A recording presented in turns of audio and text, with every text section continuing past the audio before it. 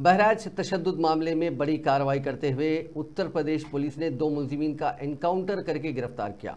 इस एनकाउंटर के दरमियान दोनों मुलजिमीन जख्मी हुए हैं, जिसके बाद उन्हें अस्पताल में बगैर इलाज दाखिल कराया गया। पुलिस ज़राए का कहना है कि दोनों मुलजिमीन नेपाल फरार होने की कोशिश कर रहे थे। जिन मुलजिमीन को एनकाउंटर में गिरफ्तार किया गया उनमें बहराइच तशद्दुद का कलीदी मुलजिम सरफराज भी शामिल है।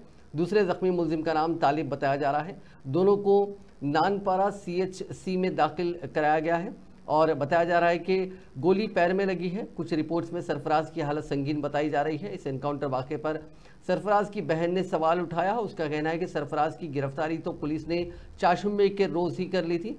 बहराइच में जिस मकान मालिक अब्दुल हमीद पर राम गोपाल मिश्रा के कत्ल का इल्ज़ाम है, उसकी बेटी रुखसार का बहुत अहम बयान मीडिया के सामने आया। रुखसार का कहना है कि चाशुम्बे के रोज़ 4 बजे मेरे वालिद अब्दुल हमीद, मेरे 2 भाई सरफराज, फ़हीम और उनके एक और दीगर नौजवान को उत्तर प्रदेश STF ने उठा लिया था।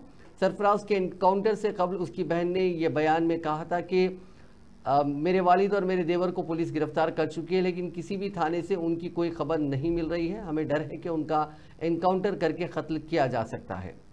सिक्योरिटी से मुताल्लिक भी उन्होंने अपील की। बहरहाल जिस अस्पताल में सरफराज और तालिब का इलाज हो रहा है वहाँ सिक्योरिटी बढ़ा दी गई है।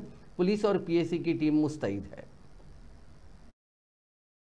सरफराज उर्फ रिंकू और मोहम्मद तालिम उर्फ सबलू, इनकी निशानदेही पे जब पुलिस की टीम नानपारा क्षेत्र में मर्डर वेपन की रिकवरी के लिए गई तो वहां पे इन्होंने मर्डर वेपन को लोडेड हालत में रखा हुआ था, जिसको लेकर पुलिस पर फायर किया गया। पुलिस ने अपनी आत्मरक्षा में जवाबी फायरिंग की, जिसमें इन दोनों को गोली लगी है।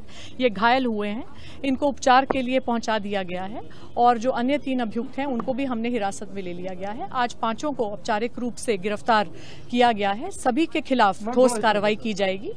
रासुका की कार्रवाई भी जल्द इनके विरुद्ध अमल में लाई जाएगी और अन्य जो अभियुक्त हैं उनकी तलाश भी जारी है। हमारी टीम्स ग्राउंड पे लगी हुई हैं। इन लोगों को गोली कहां किसी के जी अभी उपचाराधीन है, घायल है। डॉक्टर साहब क्या नाम था आरोपी? नाम है और एक तालिम करके, मोहम्मद तालिम।